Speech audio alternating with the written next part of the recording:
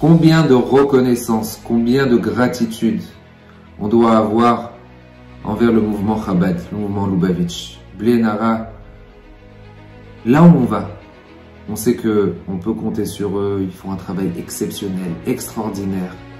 Mais tout ça a été ordonné, guidé par la clairvoyance et la chokhma et la tzidkut. Cette semaine, ça va être l'Aïloula du Rabbi de Lubavitch, Rabbi Menachem Mendel Schneerson, que son mérite nous protège, Be'ezrat Hashem. Il a œuvré, il disait, on nous a anéantis, on a tué Am Israël par haine. Nous, on va reconstruire Am Israël par amour.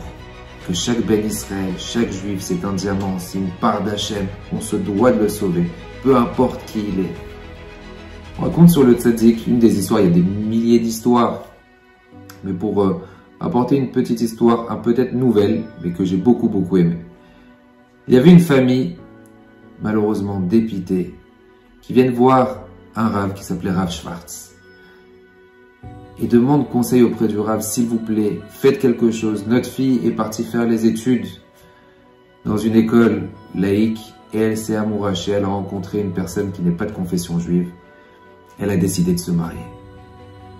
Le Rav, bien entendu, prend le nom de la jeune fille et essaye de l'appeler. Elle ne répond pas. Au bout de quelques fois où c'est qu'il l'appelle, elle répond. Pas intéressée, elle le jette. Elle ne voulait pas discuter, il n'y a rien à faire, j'ai décidé de me marier. Le Rav prend quand même la décision d'aller la voir. Il va, il tape à la porte, il essaye de parler avec elle, mais rien à faire. Il n'y avait rien à faire. Rav Schwartz décide d'aller prendre une bracha, de prendre conseil auprès de Rabbi Lubavitch. Il arrive chez le Rabbi, il lui expose le problème.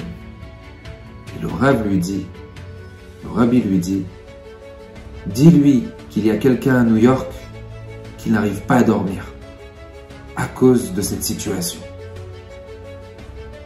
Alors, je sais pas, d'accord, je lui dis que ça. Dis-lui qu'il y a quelqu'un à New York qui n'arrive pas à dormir à cause de cette situation qu'elle va se marier. Alors, Schwartz demande au Rabbi, d'accord, mais si elle me demande mais comment il s'appelle, je vais lui dire quoi?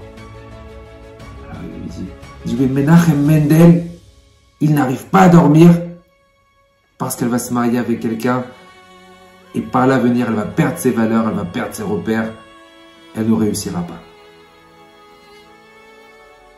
Alors, comme le Rabbi a dit, alors il décide, il va, il tape à la porte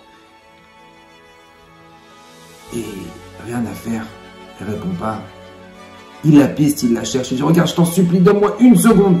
Il la voit sur le chemin, il l'interpelle. Donne-moi une seconde, je t'en supplie. Il y a quelqu'un à New York qui n'arrive pas à dormir parce que tu vas te marier avec une personne qui n'est pas de ta confession et que tu vas détruire ton avenir. Il dit à New York, mais je connais personne à New York. Il fait, si, mais comment il s'appelle?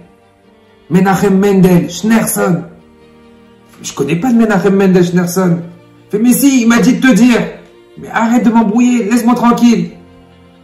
Qu'est-ce qu'il fait, Rav Schwartz? Il avait dans sa poche une photo du Rabbi. Il la sort, il lui fait montrer.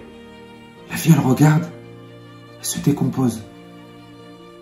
Elle lui dit, ça fait 3 jours, 3 nuits que je rêve ce rabbin-là et qui vient et qui me dit, s'il te plaît, ma fille, ne fais pas d'erreur, ne te marie pas. Reste dans ta communauté. La fille, quelques jours plus tard, a décidé de s'arrêter. Elle ne s'est pas mariée. Et Baruch Hashem, elle a construit le Bayit Ne'eman Israël dans ses valeurs, dans sa Torah et dans ses objectifs spirituels. Mes chers amis, les histoires sur le Rabbi de Lubavitch, que son mérite nous protège, Be'ezrat Hashem, que son mérite tellement immense puisse rejaillir sur tout Am Israël, que Kadosh Baruch Hu, par son mérite, nous envoie Mashiach Tzidkenu, Bimera Be'amenu, Amen.